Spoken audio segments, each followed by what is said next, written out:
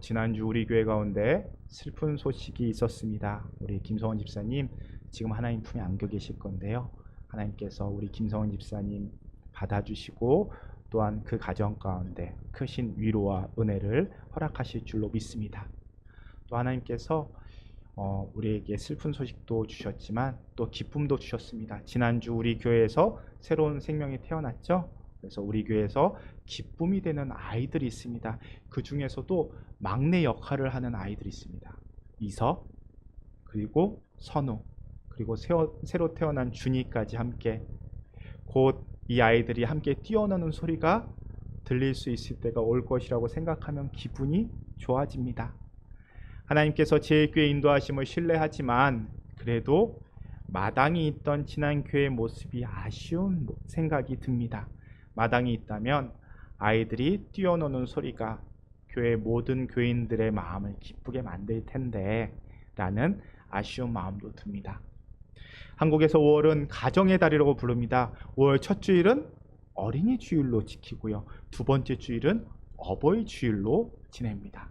그리고 한국 문화 속에서요, 5월 달력에는 스승의 날, 청년의 날, 부부의 날, 성년의 날 이렇게 여러 기념일들이 있습니다.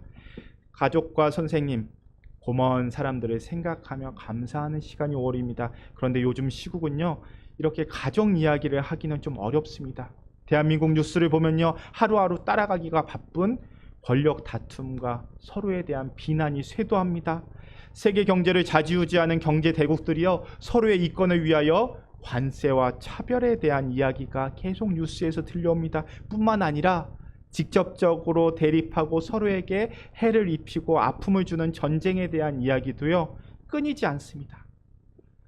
이렇게 돌아보면 우리는 불행한 현실을 마주하며 살아갑니다. 그래도 나라를 이끌어가고 경제를 선두에 나가는 사람들이 좀 잘해주면 좋겠는데 그 사람들뿐만 아니라 일반 시민들까지 마음이 과격해져서 나라를 걱정하고 경제를 걱정하는 현실이 참으로 안타깝습니다. 나라 걱정 안 하고 평화롭게 가정 꾸리며 가정 돌보며 성실하게 그리고 한가하게 여유롭게 가족과 즐겁게 살아가면 얼마나 좋겠습니까? 그런데 우리들이 가정을 제대로 돌보지 못하는 것이 꼭 정치의 문제도 경제의 문제도 이념의 갈등도 아닙니다. 우리는요, 생각해보면 늘 전쟁과 같은 현실에 살고 있습니다. 세계의 경제 문제만큼이나 우리를 긴장하게 만드는 일들이 참 많습니다. 얼마 전 대학부와 중고등부 아이들이 시험을 봤죠. 시험만 보면 학생들의 마음들이 다 위축됩니다. 예배드리는 시간도 내지 못할 만큼 마음의 여유가 사라집니다. 뿐만 아니라 시험 결과에도 예민해집니다. 저희 집 아이가 지난번 시험을 보고 온 날 저한테 이야기합니다. 잘 봤어? 그래도 누구는 이겼어 라고 말을 합니다. 물론 저에게도 아이들의 시험 결과가 중요합니다. 아이들이 좋은 점수 받아오면 저도 기분이 좋고요. 아이들이 좋지 않은 점수를 받아오면 저도 기분이 좋지 않습니다. 지난주 그 시험 성적표가 나왔습니다. 당연히 한 주간 저의 기분은 좋지 않았습니다.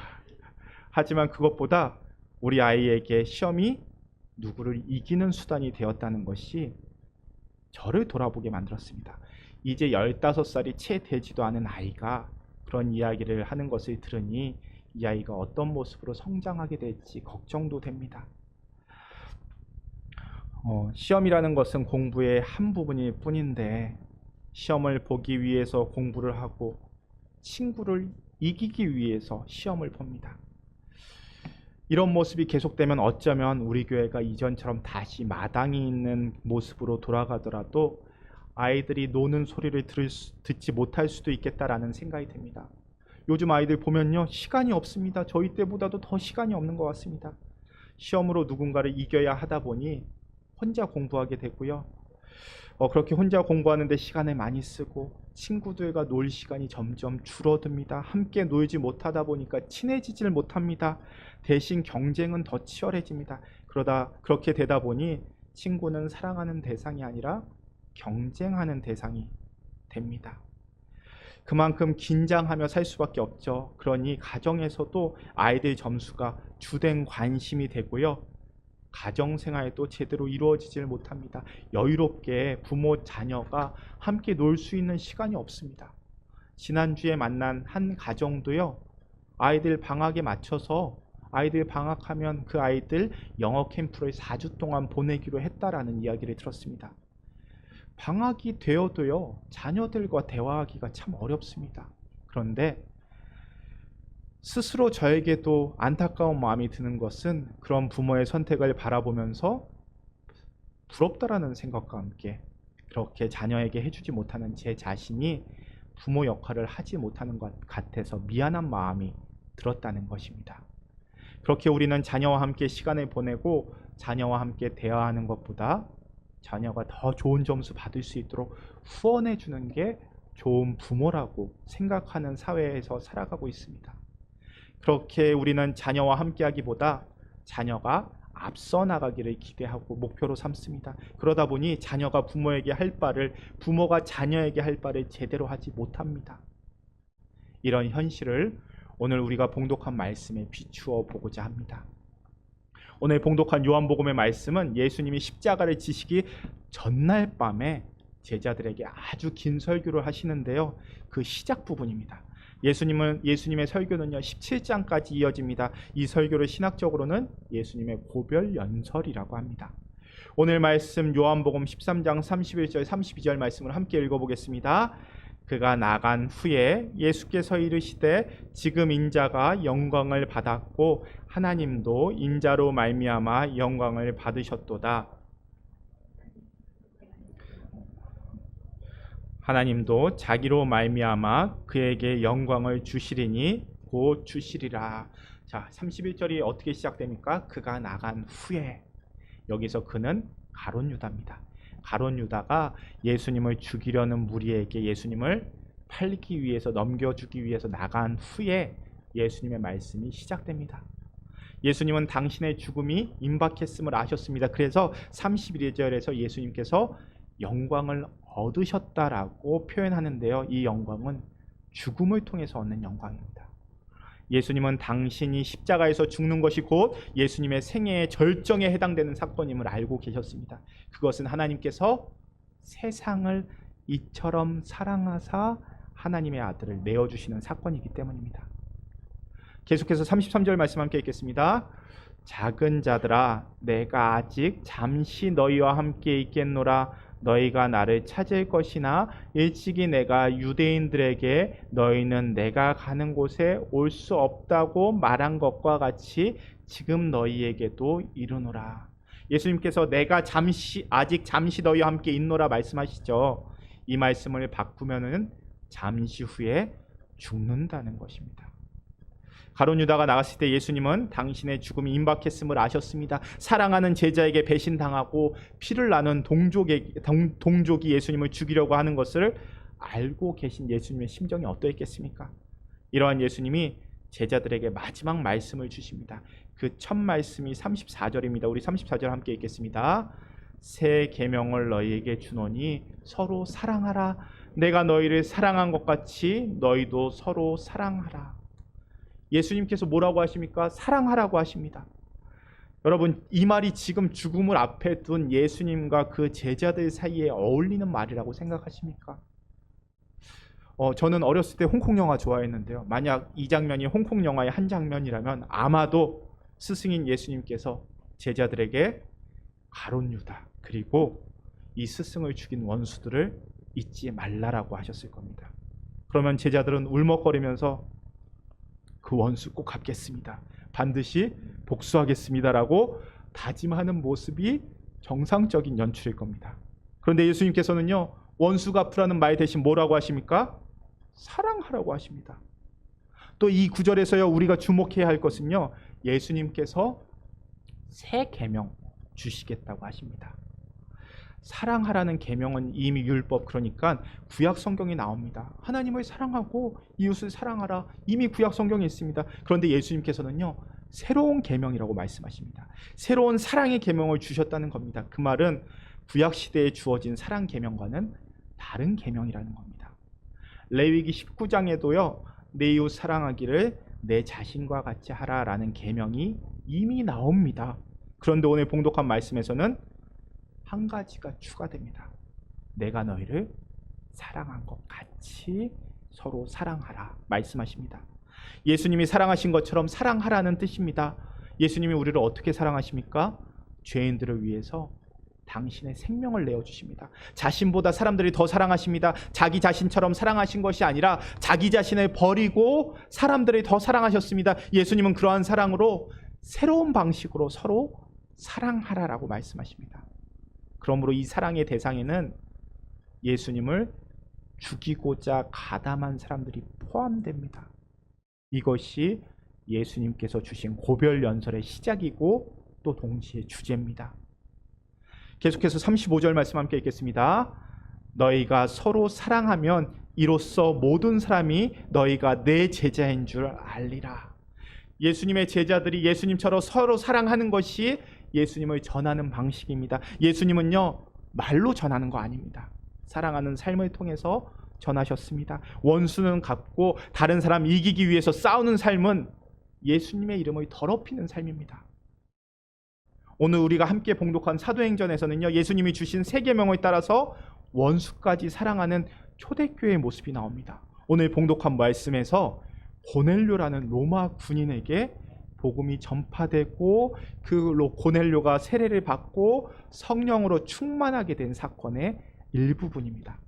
이 사건이요, 사도행전 10장 1절부터 시작돼서 11장 18절까지 이어지는 아주 긴 에피소드입니다. 사도행전에 기록된 이야기 중에서 가장 긴 분량이다라고도 할 수 있을 정도입니다. 요바에 있던 베드로가 기도하던 중에 꿈을 꿉니다. 무슨 꿈을 꿉니까? 부정한 짐승 잡아먹으라는 환상을 보게 됩니다. 그것은 곧 고넬료와 같은 이방인에게 복음 전하라는 명령이었습니다. 한편 고넬료도요, 기도하는 가운데 베드로를 초청하라는 음성을 듣습니다. 그래서 베드로가 고넬료의 집에 가서 하나님의 말씀을 전합니다. 그리고 말씀을 선포하는 중에 성령님께서 임하셔서 고넬료 집안에 성령이 충만하게 되고요, 사람들이 방언을 하고 이 집안 모든 사람들이 세례를 받게 됩니다. 그런데 이 일을 예루살렘에 있던 교회 지도자들이 듣고 깜짝 놀랍니다. 교회 지도자들이 베드로가 할례도 받지 않은 이방인 집에 가서 함께 들어가서 밥을 먹었다라는 것을 문제 삼아서 비난하고요, 베드로를 불러서 일종의 청문회를 엽니다. 로마 군인 고넬료가 당시 유대인에게 어떤 사람이었냐면요, 로마 군인은 일제강점기에 일본 순사다라고 비교해서 생각할 수 있는 사람입니다. 유대인들의 나라를 망하게 하고요, 유대인들을 끊임없이 감시하고 괴롭히고 때로는 죽이기까지 하는 사람입니다. 예수님을 죽인 사람도 바로 로마 군인이었습니다. 이런 사실을 고려해 볼 때 베드로를 소환하여서 신문하는 예루살렘 지도자들의 마음을 우리는 조금은 이해할 수 있습니다. 복음 전할 사람 얼마나 많은데 굳이 원수 나라의 사람에게, 그것도 자신들에게 폭력 휘두르는 것을 꺼리지 않는 군인들에게까지 복음을 전할 필요가 있겠느냐라고 베드로에게 따져 묻습니다. 이것을 보면요, 아직 예수님께서 주신 세 계명 제대로 실천되지 않았다는 것 알 수 있습니다. 예루살렘 교회 지도자들이 따져 묻자 베드로가 답변합니다. 11장 4절부터 18절까지가 베드로의 답변인데요, 우리 가장 중심되는 17절 말씀 함께 읽겠습니다. 그런즉 하나님이 우리가 주 예수 그리스도를 믿을 때 주신 것과 같은 선물을 그들에게도 주셨으니 내가 누구이기에 하나님을 능히 막겠느냐 하더라.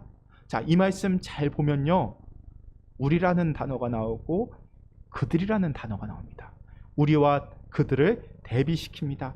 우리는 베드로와 같은 유대인들이고요, 그들은 고넬료와 같은 원수나라 로마 사람들입니다. 베드로는 그들에 대한 감정이 그리 좋지 않습니다. 부정한 짐승처럼 여겼습니다. 근데 베드로가 꿈속에서 하나님께서 먹으라던 음식을 부정하다고 3번 거부했던 것처럼 로마 사람들을 거부했습니다. 하지만요, 12절 말씀을 보면요, 성령님께서 베드로에게 아무 의심 없이 함께 가라 명령하십니다.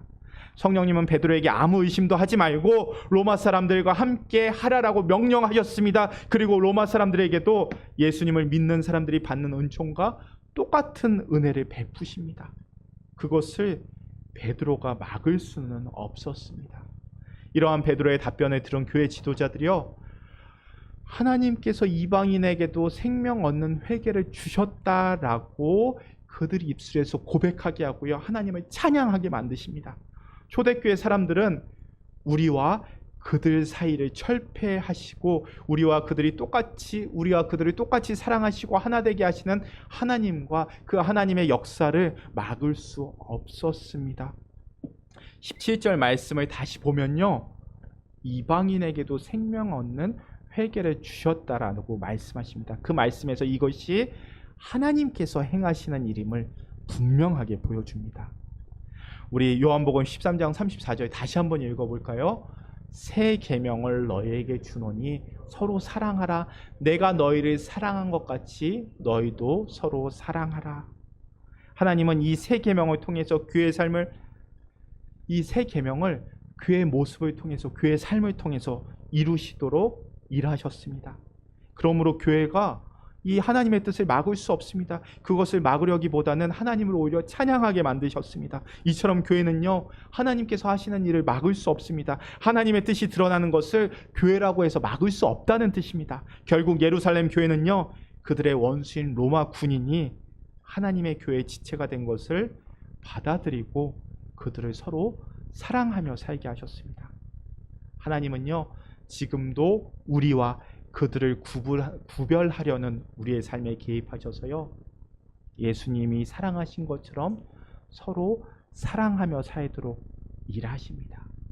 우리들이 성령님의 은총으로 생명 얻은 회개를 선물로 받은 것도 그러한 사랑하는 삶을 살도록 하기 위해서입니다. 저는 작년에 처음 부활절 다음 주일에 처음 제 교회 방문했습니다. 그때 사실 저에게도 고민이 있었습니다. 그때까지 홍콩으로 삶의 터전을 옮겨야 한다는 것에 대해서 확신도 없었고요. 또 너무도 갑작스럽게 일어난 일이기 때문에 발걸음이 가볍지만은 않았습니다. 그래서 저도 기도하면서 홍콩 제일교회를 방문했습니다. 그렇게 홍콩으로 첫 설교를 위해서 방문하면서 기도했습니다. 하나님, 보내시는 곳이면 어디든지 가겠습니다. 그래도 주님, 그 교회가 함께 기도할 수 있는 교회였으면 좋겠습니다. 함께 행할 수 있는 교회이기를 원합니다. 기도했습니다. 그렇게 홍콩에 도착하여서 주일 아침에 설교를 준비하면서 조금 일찍 긴장된 마음으로 교회에 나왔습니다. 그래서 예배당에 들어와서 기도하려고 들어가는데 한 어른이 저를 맞아줍니다. 그리고 그 어른이 제 손을 잡고요, 이런 말씀을 하십니다. 우리는 당신을 정말 오랫동안 기다렸습니다. 우리는 당신을 위해서 정말 오랜 시간 기도했습니다. 환영합니다. 고맙습니다. 그 말씀에서 우리라는 표현과 오랜 시간 함께 기도해왔다는 말이 제 마음 가운데 울림이 되었습니다.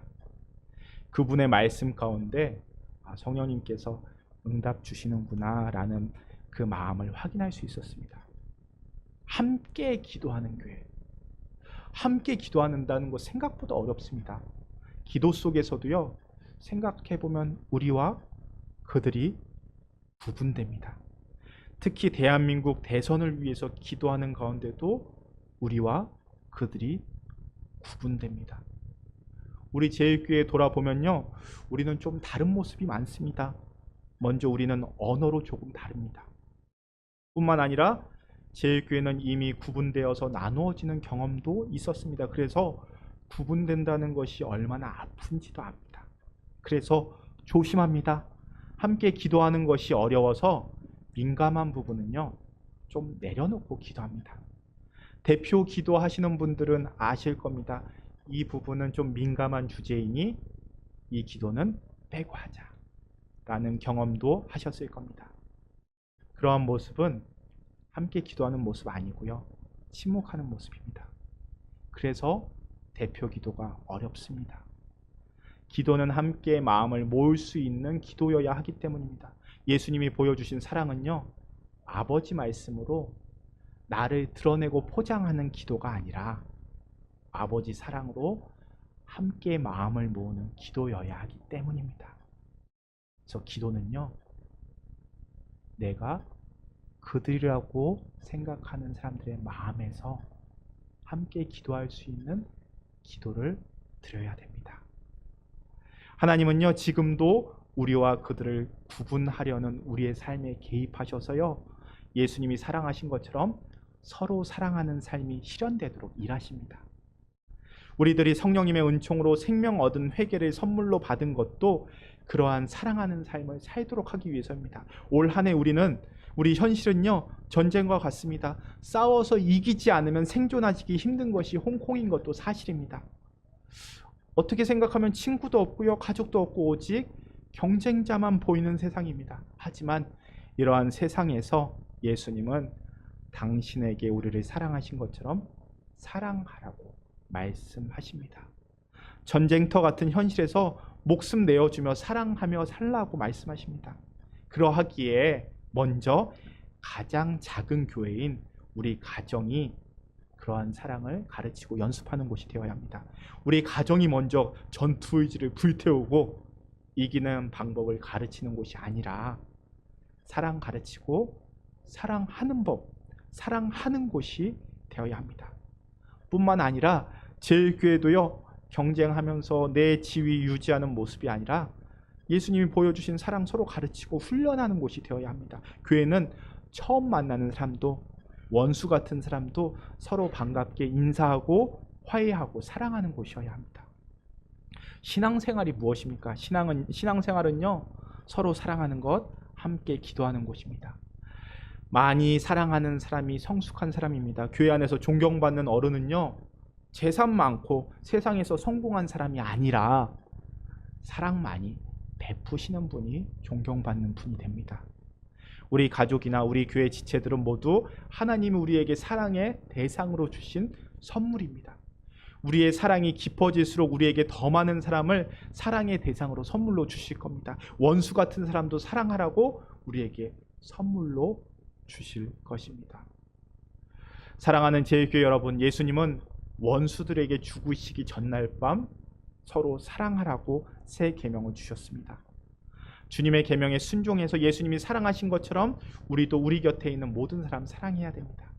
우리와 그들 구분하지 못하게 하시고 하나 되게 하시는 주님의 일에 우리가 참여할 수 있었으면 좋겠습니다. 참여해서 서로 사랑하며 살아갑시다. 그러한 우리의 사랑을 통해서 하나님께서 전쟁터 같은 이 세상을 사랑이 풍성한 곳으로, 원수 같은 사람 하나도 없는 곳으로, 오직 사랑하는 사람만 있는 곳으로 변화시켜 가실 것입니다. 그렇게 서로 사랑하라 주신 그 마지막 고별연설, 그 마지막 명령 행하고 지켜가는 가운데 행복한 우리 제일교회가 될 수 있기를 축원합니다. 우리 함께 기도하겠습니다. 서로 사랑하라 말씀하신 주님, 주님이 주신 새 계명을 따라 예수님이 우리를 사랑하신 것처럼 서로 사랑하며 살게 하여 주옵소서. 온 세상 모든 사람들이 사랑하며 하나 되는 나를 바라보며 내 옆에 있는 사람들, 우리 이웃, 함께 신앙생활하는 믿음의 동역자들을 깊이 사랑하며 살게 하여 주옵소서. 간절히 바라옵기는 우리의 가정과 교회가 그런 사랑 가르치고 훈련하는 거룩한 장소가 되게 하여 주옵소서. 그리하여 사랑의 열매 누리는 제일교회 각 가정이 되게 하여 주옵소서. 언제나 우리에게 사랑의 능력을 보여주시는 예수님의 이름으로 기도합니다. 아멘.